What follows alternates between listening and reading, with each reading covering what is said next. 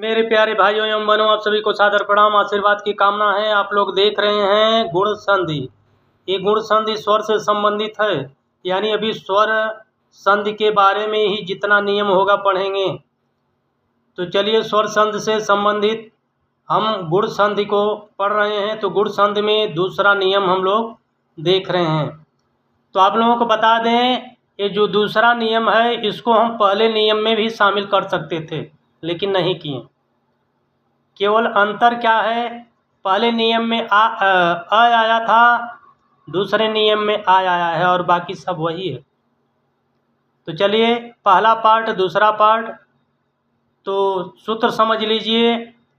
पहले पार्ट के अंत में यदि या आए और दूसरे पार्ट के प्रारंभ में छोटी या बड़ी आए तो एक ही मात्रा हम लगाएंगे। कहाँ? पहले पार्ट के अंत में जो अक्षर आएगा उसी पर। तो चलिए, पहला पार्ट में देखिए महा आया है। इसके बाद दूसरे पार्ट में इंद्र।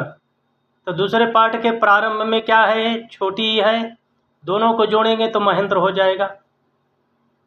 तो एक ही मतरवा कहाँ लगा रहे हैं?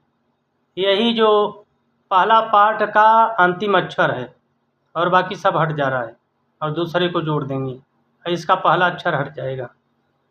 महा आया है, और यहाँ ईस में पहला अक्षर क्या है? बड़ी। तो दोनों को जोड़ेंगे महेश। र मा आया है यहाँ। दूसरे पार्ट में ईस में पहला अक्षर क्या है? बड़ी। तो दोनों को जोड़ेंगे रमेश हो जाएगा। तो इसकी पहचान समझिए, चाहे नियम समझिए, सब कुछ यही है। धन्यवाद।